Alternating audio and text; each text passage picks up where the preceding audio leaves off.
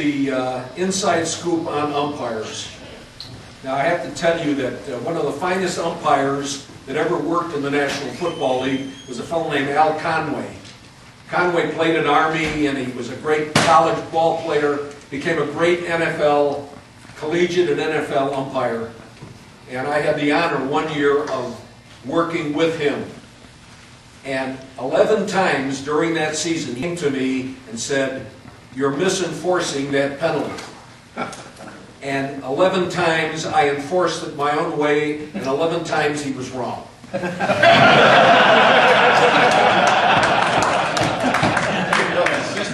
Umpires think they know everything, and they run everything. But they really are the integral working unit of a crew. And even if they don't know how to enforce penalties by the rule book, they're still very important. So you have to make them feel important by saying, "Yes, tell me what you think I should do, and then get the hell out of here."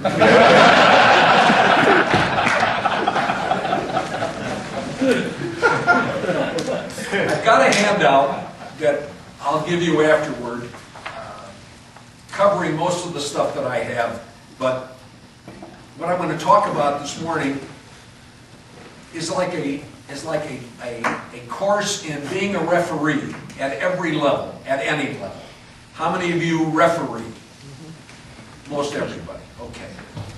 Some of this stuff doesn't pertain to you. I know on the high school level you don't use microphones, but when you step out to make a call on a high school game, you still holler out what you have, correct? Because before we had microphones, when I started, we still hollered a holding number 47, offense. We gave the signal and everything. It's just when we got the mic, people heard what we said, but the sideline and the coaches heard it. So my first question is, why do you want to be a referee? Why do you want to be a referee? More responsibility. You're the guy that's the final word. If a penalty's misenforced, it's your responsibility. You're the guy that puts that crew together. And even if you guys don't work together for more than one game, you've got to pull that group together before you start. And having some semblance of a pregame meeting or whatever time allows. But why do you want to be a referee? Of course, because you want the responsibility. You wouldn't be an official if you didn't want the responsibility. What special qualities do you need? Well, the most important thing is trust. What is a leader? A leader is somebody you trust. Somebody that you know is not going to do anything that's not right. Knowingly. It's important for the guys to respect you and for you to carry yourself with that respect. Are you willing to do the extra work as a referee? You know, it's wonderful to work another position because you're really responsible for your position only. But the referee is not only responsible for his job, which is as difficult as any other position, but he's also has the responsibility of putting it all together. When you bring 2 fouls to the table, and he's got to figure out how to do it, what to do in a matter of moments. So, a lot of extra responsibility. And what does the crew mean?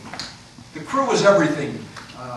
George and I were talking about, why do football officials, why is there a bond? Why do you have that bond in officiating football that is hard to duplicate in other sports?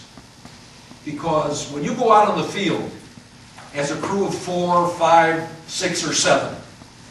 It's like being in a war. Nobody likes you. The players don't know what to expect. The coaches, by the end of the day, are not going to be happy with you. The crowd, by the end of the day, will not be happy with you. But that crew is molded together to work that game as fairly as possible. That's why we're out there. But we need all the parts. Everybody's responsible for their piece of the pie. So, there's a bond that is created. And in other sports, it doesn't seem to work that way. Football, is like a squad going into combat, no matter what level you're at. We walk out on the field in a pro football game in the NFL. My best moment was just before the snap. I'd be back in my position, and I would look around the horn, and I would see every man at his position, cocked and ready. Everything quiet, just before the snap. That's like seeing your family doing something together, knowing that each man is responsible when that ball is snapped. That play is a whole universe. And you get to do it 150 times a game. That's the best part of it. Reliance on each other. You've got to rely on everybody. You want to take that spot from your head linesman. If you don't take it, one of these days you're going to look up and he's going to go like this. You don't want that. You can't try as the referee to be everything, to do it all by yourself. A great referee is only as good as some of the parts of the guys he's working with. He is like, everything is funneled into that referee. Without the use and help from the guys that are on that crew, he's no good. So he's got to help develop the guys on the crew. Always be careful as a referee and as any official, any position, of what you say. Once you walk out onto that field, you may say something offhandedly to somebody that will take it the wrong way, and before you know it, people are going to know that you said something that's embarrassing or incriminating or whatever. So always be careful what you say. And if you're working a college game or a pro game and you got the mic on, don't ever assume that it's off. I was working a game in Cleveland. We had a head bob. Quarterback calling the signal, jerked his head. I flagged it, 5 yards against the offense. My umpire came up. I thought I had turned the switch and my mic off. I hadn't. And I looked at him and I said, "Bud, I had a head bob, I think." That came out over the loudspeaker system in the stadium. And the next day in the newspaper, Youngstown, Ohio, it said referee Markbriet was not sure of that critical call that he made in that game. Boy, that taught me a lesson. You better not say anything out there. Even if you're not wearing a mic, somebody will hear it and transfer it. Okay. Some points to remember, and all of this stuff will be given out to you. Set meeting times for pregame meetings. High school, if you're coming in, set enough time, get there early enough to be together as much as you can before a ball game or after a game. Go out and have a beer or have a sandwich or something. Get to know personally. Don't embarrass anybody in front of the crew. If you're working crews and you've had a mistake the previous week, don't embarrass somebody in front of the rest of the crew. If it's something that would be embarrassing, do it privately. Treat everybody with the dignity that you would like to be treated with. Players, coaches, and other officials. Whether it be a rookie official or a veteran official. We all make mistakes, everybody. Those with the fewest mistakes get the greatest reward in officiating. When Dave gets the Grey Cup, it's because he made the fewest mistakes of anybody in his position. It's almost impossible to go through a season without having something, without having one no call or a poor call or whatever. So don't embarrass. As a referee, don't act too important. Remember, you are the leader of the crew. Every crew expects you to be the leader. They expect you to take control of that game. Set meeting times. We're going out on the field at this time. I'm going to talk to the coach. You're in charge, but they want you to be the leader. Every crew wants a strong person to be the referee, regardless of level. But don't act like you're the king of the walk, because nobody likes that. Be humble but strong. It carries a lot of weight. When people work with you as a referee, What you want them to carry away was, boy, was that fun. Gosh, I enjoyed working with this guy. He's a really good referee. Treated us nicely. He dealt with everything like a gentleman. Be accessible. Be accessible to the coaches. Somebody has a problem during a timeout. You get a chance, he wants to talk to the referee. He'll talk to one of the sideline officials. He'll say, I'd like to talk to the referee. Well, when the time permits, you go. And you stand and let him talk to you. And don't give him the bum's rush. Don't say, well, that's too bad. Just listen. And when you're all through, Coach, I've got to get back to the game. Thank you very much. And away you go. I was working a college game years ago. Duffy Doherty, famous coach from Michigan State University. He had a problem with a play, and he was so upset, and it was finally during a timeout, I went over there, and he read me the riot act, called me every name under the sun. I just stood there. He said, are you going to stand there and allow me to say all these horrible things to you? I said, yep. He said, why? I said, a man of your stature and someone that's accomplished so much can say anything. I'm not going to argue with you. He said, well, how the hell can I argue with you if you won't argue with me? And I said, thank you very much for your time. And as I walked in, I went, you little son of a bitch. Every game I worked for him following that, he never, every time I saw him, he smiled. I beat him his own game. The stuff you take as a referee, as an official on the field, you would not take in real life. You wouldn't take that kind of abuse, but as an official, the key is to be a gentleman and to keep your composure at all times. Coaches like to get you upset because if you let loose, you know what their retort is? You lost control of the game. You can't control this game. I've said a few things and you're upset about it. How can you handle this ball game? That's the key. Stick with it. Okay. Be honest, truthful to yourself and the crew. Be honest. If you've made a mistake in something, admit it. There's nothing worse than sitting in a pre-game meeting and going over a mistake that was made and saying, you know what, I don't think it was a mistake, and the crew is afraid to object. And admit it. Look at it. Try not to make it the next time. Everybody makes mistakes. The guy, Tony Mihalik, worked the Super Bowl last year. He's a wonderful young man and a wonderful official. He had 5 downgrades during the season. 5. He was upset about every one of them. He didn't think he'd even get a playoff game. He was the top-rated umpire. Because every little minuscule thing that they don't think is right is a downgrade. But you can't let that discourage you. And you can't mope around on the field because you think maybe you've made a mistake. We all know that when you make a call out there, you're sure you're right. Otherwise, you wouldn't make the call. You know you're right. And if it proves that you were not correct, that you saw it differently than they see it on the tape or whatever, you did your best.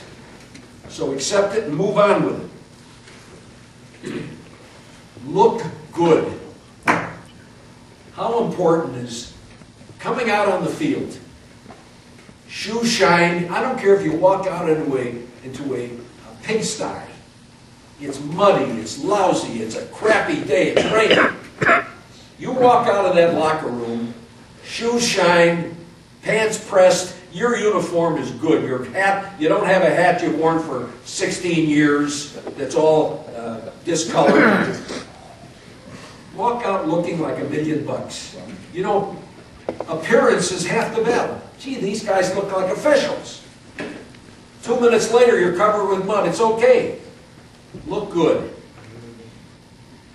Bad breath is one of the deadliest things you can have as a referee. You go out to talk to the coach and you've got bad breath and you're breathing in this guy's face. Ooh, he doesn't want to talk to you.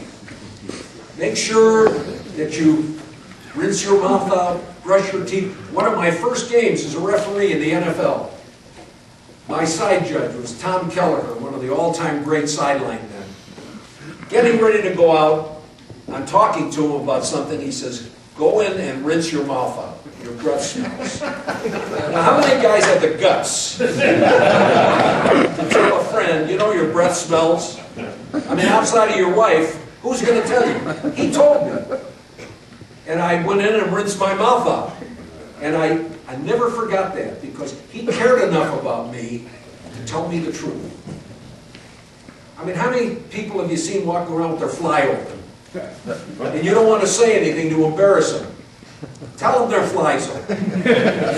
Tell them that they get a haircut. Don't have your hair sticking out of your thing. Don't look disheveled. Look like $1,000,000. It's the most important thing you can do outside of being a good official. Because some of the great officials that come out looking like hell, they don't think you're any good at all. Always be positive. Don't criticize the administration. Whoever is assigning you, whoever is grading you, whatever. It's infectious. You're sitting with your crew and you're talking, and George Black gave us a downgrade last week on an illegal motion. Boy, the office is full of crap. They're wrong. That's infectious. Everybody starts to think, you know what, the office stinks. You can't do that. If you object to something, you go through channels and you discuss it. But don't downgrade the people that are running this. The people that run all of these leagues and assignments are concerned about one thing: getting these games played fairly and doing the right job. And as referees, that responsibility falls on you. Even in the NFL. In 1996, I was a referee on the AFC Championship game in New England. Jacksonville playing New England. With about 4 minutes left in the second quarter, the lights failed. Completely out. No lights. The phone rang. Markbriet come to the sideline. The president of the league, number 2 man, Neil Austrian. Gerry, what are you going to do? I said, Neil, you're the president of the NFL. I said, what are you making, $4 million a year? He was a friend, of course. You're the referee. He said, you're in charge of the game. He said, I don't know what the hell you're going to do. He said, but you better do something. And I realized, when you're out there on the field as the referee, it's your game. You're responsible for it. The office may not like the decision you make, but there's nothing they can do about it. And if a decision has to be made that's a little unorthodox, make it. Don't be afraid to step up and be in charge. We had faint lighting come back, and I went to both coaches, Bill Parcells and Tom Coughlin. I said, look, we have 3.5 minutes left. Let's play the rest of the half out. He said, well, you can't see anything. I said, so what? Let's stay on the ground. Let's get it out of here so we can have halftime to fix it. They both agree. I sell them. Well, it was a selling job. Okay, we're all set. We just got ready to snap. The lights came back on. But it was great because it was innovation. I mean, who expects the lights to go out in a championship game? Who expects a snowball to come out and knock the ball off the tee just as a guy's kicking a field goal? Who's expecting the unexpected? That's what makes for great officiating. It's the unexpected. You can know the rule book back and forth. You know everything that's going to happen. But when the unusual happens, and it happens in football, as you all know, every year we have plays that nobody ever saw before. We have, how do we enforce that penalty? Who the hell knows? We don't know. The office doesn't know. Well, I'm going to decide out here what to do with it. We had a game years ago.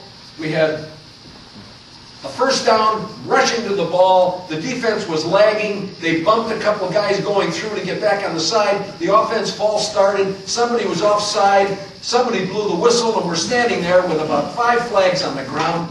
And I'm trying to sort this out. I can't figure it out. 3 minutes go by. It's in a playoff game. And I said, you know what? This is the crap. I said, I don't know what to do. We're going to play this over. So I turned on the mic, I said, there are no fouls on the play, we've got a do-over.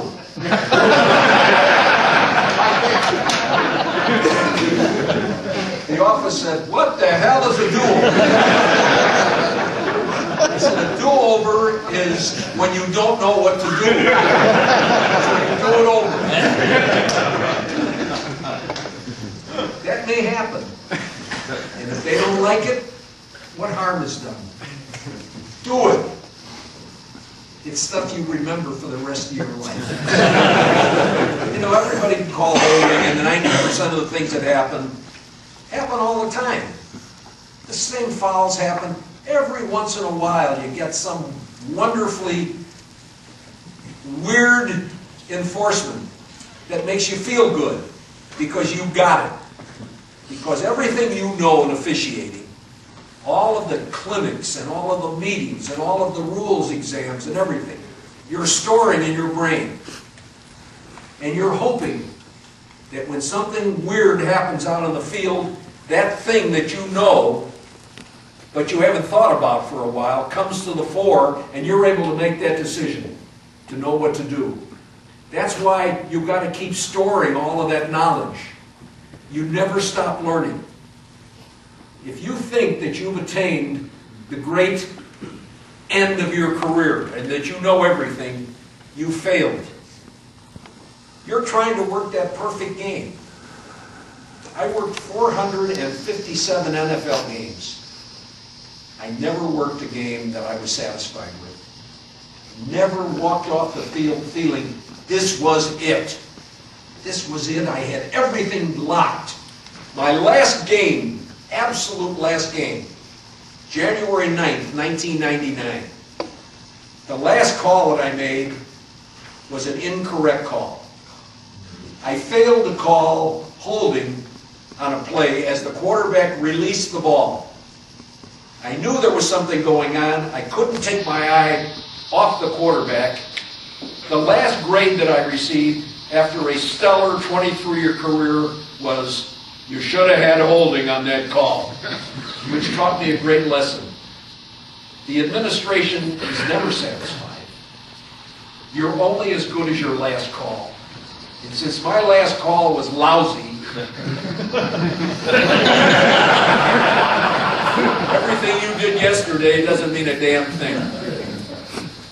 But that's what makes this thing so exciting. You're never going to be satisfied with you. If you're satisfied with your work as a referee or as an official,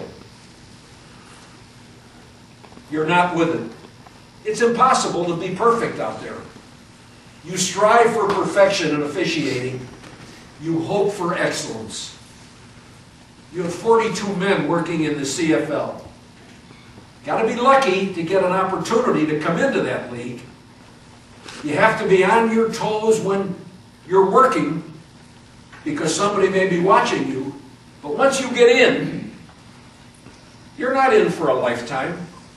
You have to prove every game that you're worthy or you don't stay.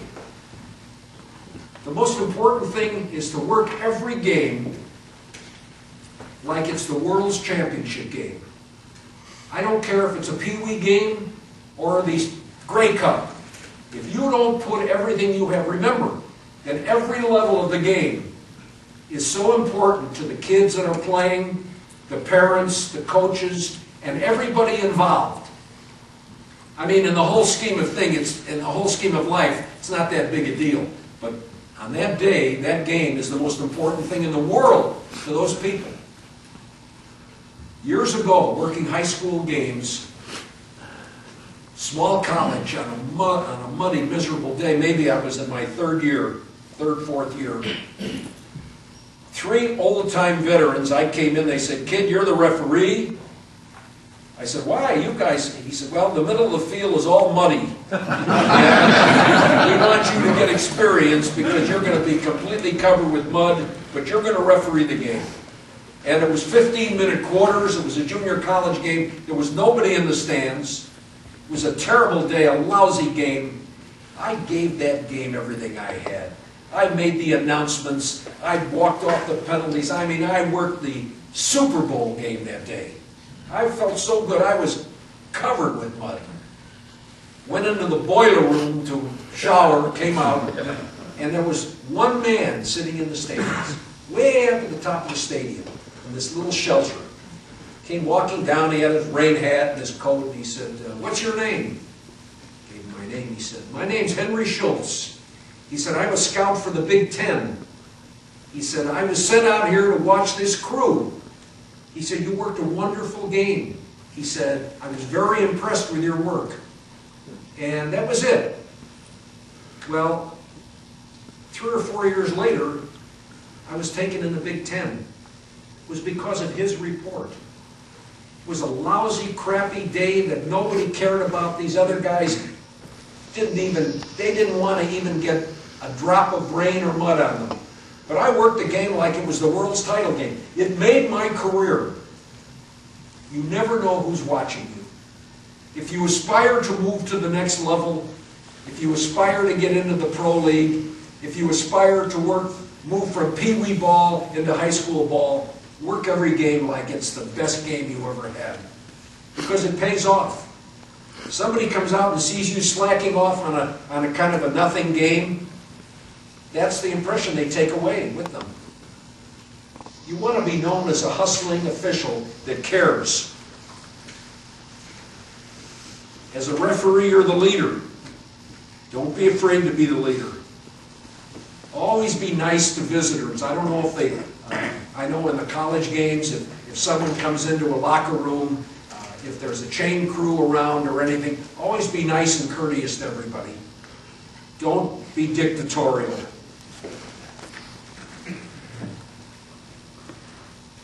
Set goals for yourself. Set goals for your crew. If you're working with a crew, your goal should be to get a playoff game. If you're working not with crews, the goal is to meld together and work together and make sure that you do a really good job. So people are happy that you officiated. You want to walk back out on the field someday and have these coaches see you and say, "Boy, this guy did a great job for me. I know we're going to have a good game today." Okay. For those that aspire, and not a lot of you guys are veterans, you don't have to move to the next level to be a great, successful official. Those that care to move, good luck to you. But every level is important. Some of my greatest symbols of officiating were guys that never worked anything more than high school games. I learned from them. You learn everything you learn in officiating. You learn from someone else. There's nothing original in officiating. There's nothing that you do that someone else hasn't done. But you learn and you create your own style by watching other people at your position and picking the best part of everybody that you see. And therein, you create your own persona on the field. Everything I do is part of this guy and that guy and this guy, and I became like the Frankenstein monster, a little piece of everybody. But it pays off.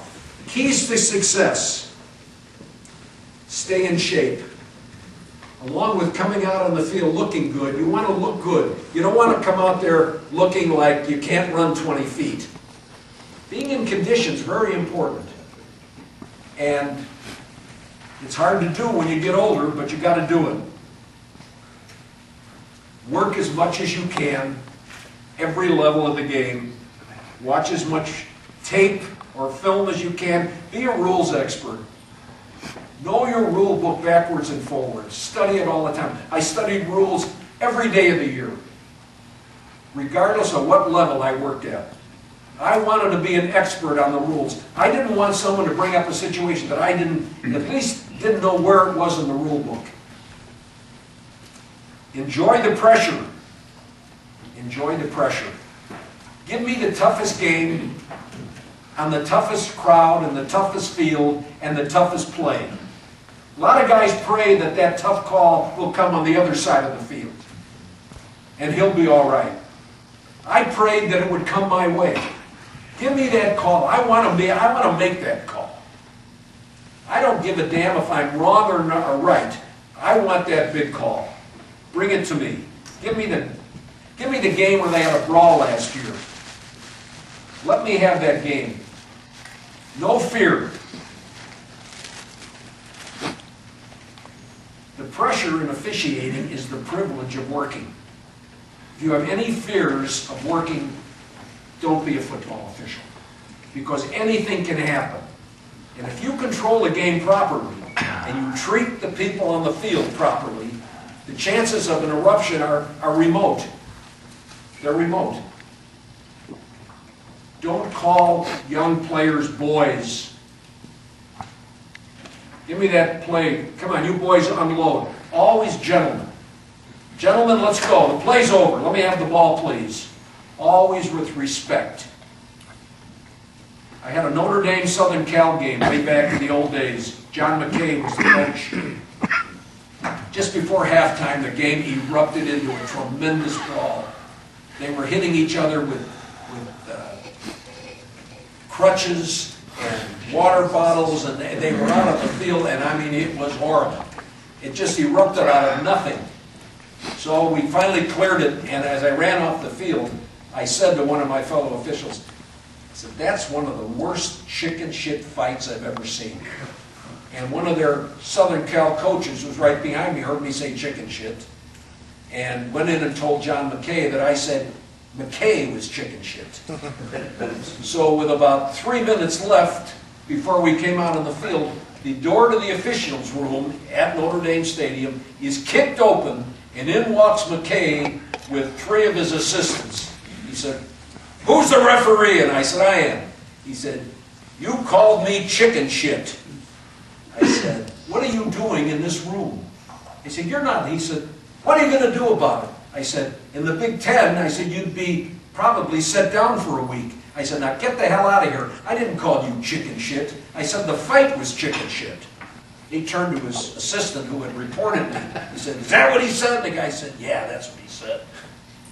He walked out of the room, came out at halftime. I'm standing on the sideline, and here comes their team, full speed, right at me. And he's leading the way. He got within about 3 feet of me and stopped, stuck his hand out, and apologized. He said, "I apologize for carrying that rumor into the locker room," he said, "and I appreciate you standing up for your own rights in that room." And he reported this to the Big Ten Conference, who was assigning the games. And it made me feel good because I got a letter from the commissioner telling me that that was handled properly. Now, I could have swore at him and bullied him out of there, but I made a friend. And when he became the head coach down at Tampa Bay, and they lost every game the first year, I went in there as the line judge, and I said, "John, nice to see you. Gerry, so nice to see you." And Abe Gibran, you guys remember Abe Gibran? He was an old Bear coach, big hulking guy. He was his assistant. And I said, "Coach, is there anything unusual today?" And Gibran said, "Yes." He said, "We're going to come out on the field and try to successfully have the toss of the coin."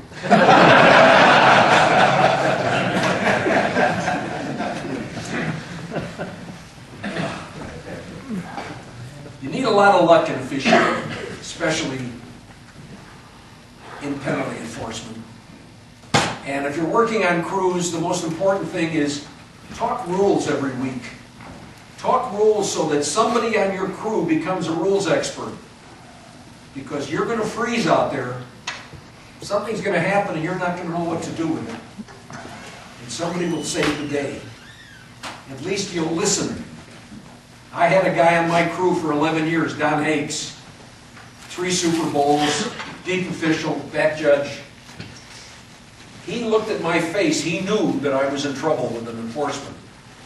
He would slowly come in. He'd say, "What do you have?" He'd say, "Post-possession, go from there to there," and he'd turn and walk away very quietly. And it all came to me, but he helped me. He saved me. There's no referee in the world. The greatest referee, Ed Hockley, Mike Gerry, that doesn't have a rules man that hasn't saved him any number of times. You need that safety net because you've got too much going on in your head. You've got everything going on. So Don't try to be the rules expert alone. Try to teach the guys on your crew how to be rulesmen and know the enforcement. Listen to my enforcement when I turn that mic on. If you think I make a mistake, don't wait until the next play or the halftime to tell me I screwed it up. Come in right now. Ed Hockley has a, when people question him on the field, gives them $1.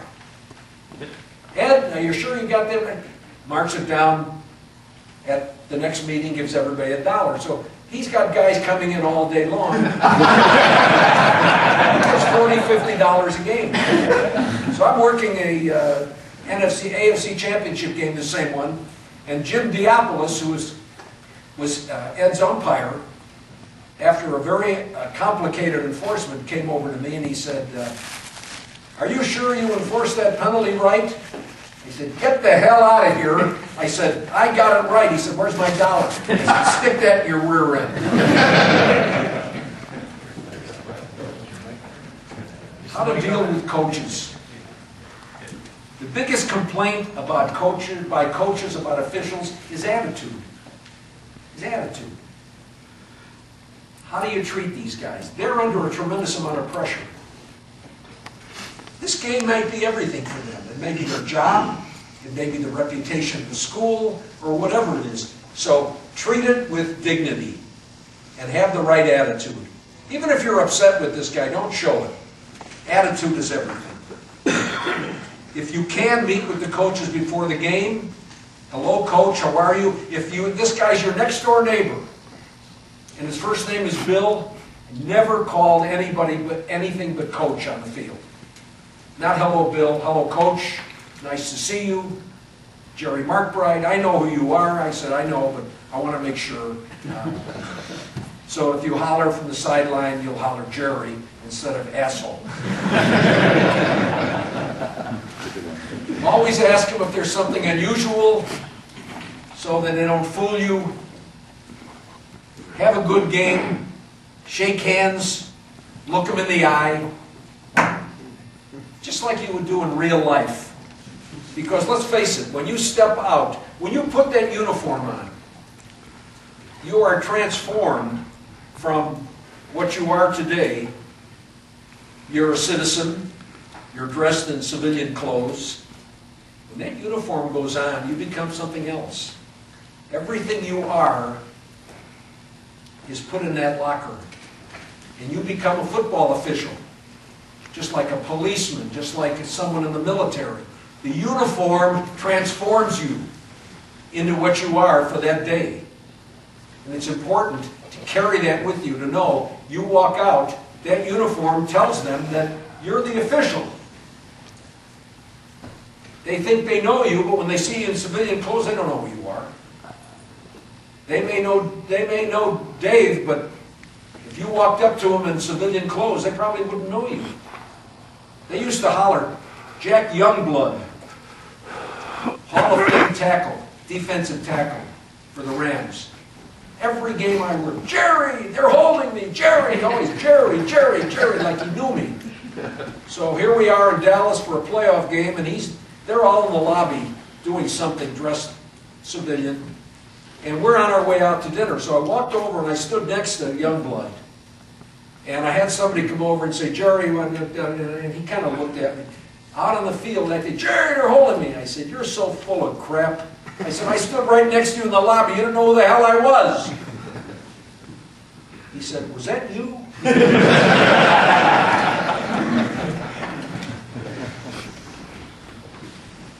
Stay in control, no matter how bad it gets. It can get really terrible out there. There are games where I used to say to myself, what the heck am I doing out here? Why am I out here? This is just, things just aren't going well. You've blown the whistle too quick, or you did something and you're disgusting to yourself, and you can't show it. You can't sulk. Working a Big Ten game as a referee early in my career, our supervisor was at the game. Someone came in, reported a personal foul on the defense. I gave the signal, made the announcement, walked off the penalty, Then he came over to me and said, gee, I'm sorry, I gave you the wrong team. I came out, made the correction, and I kind of sulked. I was embarrassed. He came in at halftime. He said, if I ever see you sulking again like that, he said, you'll never referee another game. He said, you don't show people that you're upset. He said, you may be upset inside, but don't show it. Not out there on the football field. Stay in control. Respect the coach's position. Be calm. If he complains about a specific play and he tells you exactly what you saw, what he saw, you don't say, well, then the back judge missed the call, or my guy didn't see it, or whatever it is. You say to him, Coach, if what you say is what happened, then we missed it. There isn't anything you can say to come back to you. We've used that for years in the NFL. If what you say actually happened, then we missed it. What can he say to you? You're not saying he's wrong. You're not saying your man is wrong. You know, if we made as many mistakes as the coaches make during ball games, I mean, we'd be living on a pretty high percentage. I mean, they miss blocks on every play, miss signals, miss everything. We make one bad call in a game, it's like the world is coming to an end.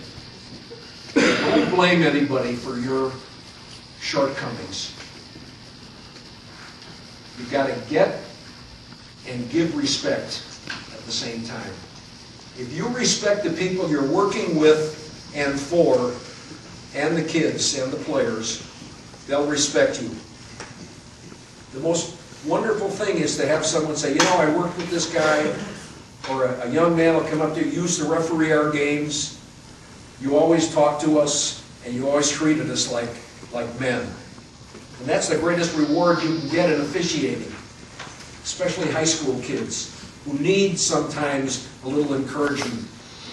Don't act that aloofness, but they go to the coach and they say, you know, this guy's really nice out there. He deals with us and talks to us. Specifics. Toss mechanics, measurement mechanics. These are things you should go over. Previous spot and return. Incomplete pass. I don't know what your mechanics are, but you have an incomplete pass, you've got to come back to the spot where the ball was snapped. Somebody's got to have that spot. The referee tries to remember, but sometimes he can't. Does your umpire do that? Those things are so important. Punt mechanics. You've got a replay on a punt. Every once in a while in our league, they'll put the ball on the wrong hash mark. And a guy will run the ball back for a touchdown on that open side. And boy, all hell breaks loose because we put the ball on the wrong place. So something as simple as respotting the ball is so important. You have sacks, sack spots. These are things to discuss. Now, I'm not going to tangle around with your mechanics, but field goals and tries. If you're the referee and you're on the wrong side, has that ever happened to anybody? The worst thing you can do when you realize it is to try to cross over to the right side. Either they're going to kick the ball into your head, or you're going to run around the back and you're going to miss everything. If you're on the wrong side and it's too late to do anything, stay. So you're looking at the holder's back. It's not that big a deal. Stay where you are. It's the same thing with punts. Don't try to correct it. I made the fatal mistake. Morton Anderson, who's I think just retired at age 50, or maybe he's still working. He's trying a field goal in New Orleans. And I'm on the wrong side because he's a lefty. And I thought I had plenty of time. I crossed over in front of him, got myself positioned. He kicked it and shanked it. Boy, he came off the field. He came after me. He said, "You ruined my concentration." He said, "You made me miss that kick." I felt so terrible. And he was serious. He wasn't kidding. I should have stayed where I was incorrectly rather than screw up his kick. So I always like to mention it. I already talked about the... if you have television, of course, if you're working, do they televise the college games? Always do what television wants. I don't care what it is. If they want an extra commercial, you just put it down on a report, but don't give television a hard time. We've had some of our guys give the sideline guy that's signaling for commercials a hard time, and he goes back to the producer, and before you know it, at the league meetings, they're talking about, you know, this referee is horrible. He's not nice to our people, he's not cooperative, television's paying a lot of money, and always be nice to everybody. And if they do something that your conference or league says they shouldn't do, just report it. Don't try to change it. You get it in your league all the time. You just do what they tell you to do. They're paying the money. Foul cards, make sure everybody understands if you're doing foul cards, do you describe your fouls? If you make a holding call, do you describe what you had? No. All right, how about on college ball? No? All right. We describe everything for one reason. When the grader is looking at a game and you've had a hold on the right tackle, if you don't say what this guy did, they may look at it, just take a peek, and they don't see anything. And they say, gee, this guy made a lousy call.